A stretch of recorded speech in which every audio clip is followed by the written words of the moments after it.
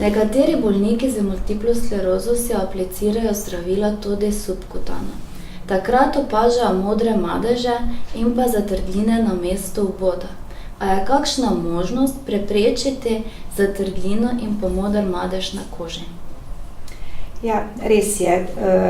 Sploh v začetni fazi, ko začenjajo z aplikacijami, se pojavljajo modrice. Dokler bolnik ne pride, tako kot mi rečemo, do enega feelinga zaradi same aplikacije.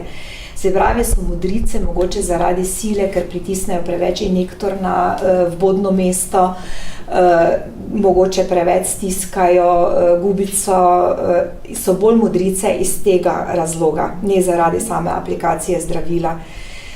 Zaradi same aplikacije zdravila se bolj pojavljajo rdeči madeži, z dolgotrajno aplikacijo pa tudi zatrdline.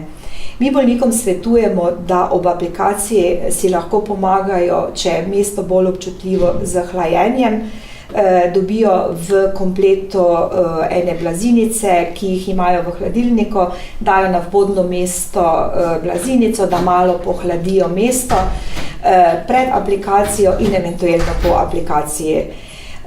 Vkolikor so rdečine prisotne, jim svetujemo, da namažejo s kako aloe vera kremo, neposredno nekaj časa po aplikaciji, da mogoče res si vzamejo čas ob sami aplikaciji, da ni to na hitro narejeno delo. Ko pa se pri bolnikih že pojavijo eventualno zatrdline in gre to recimo v zelo hude oblike, pa svetujemo tudi kakšen ultrazvok na fizioterapiji, da jim potem te zatrdline tudi mehčajo.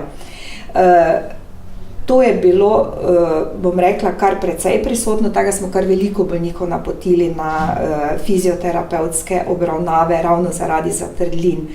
Je pa tega seveda danes vedno manj, zato ker je vedno več bolnikov na peroralni terapiji in se nekako aplikacije subkutane in intramuskularne kar nekako ukinjajo. Je pa še kar nekaj bolnikov, ki so na terapiji že dlje časa in so želeli ostati.